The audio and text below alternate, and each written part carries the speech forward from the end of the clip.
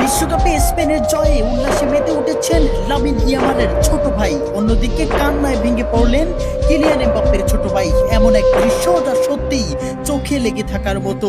কেউ ভাইয়ের জয়ে আনন্দ উল্লাসে মেতেছেন, আবার কেউ চোখের পানি ধরে রাখতে না পেরে কান্নায় ভেঙে পড়েছেন। ফ্রান্সকে 2-0 গোলে হারিয়ে ফাইনালে উঠেছে স্পেন।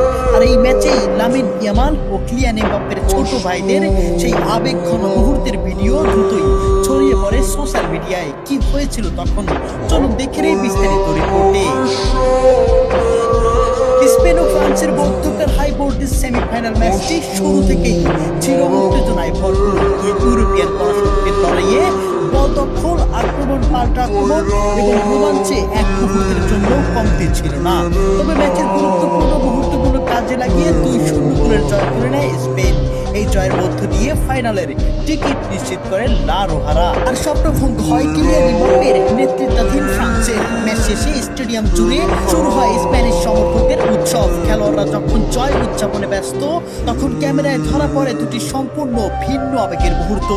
একদিকে দেখা যায় ভাইয়ের অসাধারণ সাফল্যে আনন্দে আত্মহারা লামিন ইয়ামালের ছোট ভাই। উচ্ছ্বাসে ভরা তার উদযাপন মুহূর্তেই দর্শকদের নজর কাড়ে।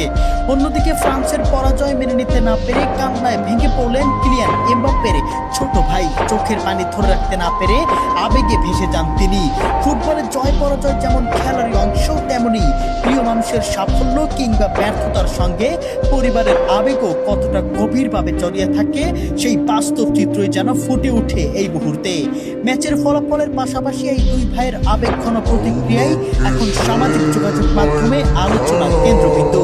কেউ ভাইয়ের জয় উল্লাসে মেতেছেন, আবার কেউ পরাজয়ে বেদনায় অশ্রুসিক্ত হয়েছে।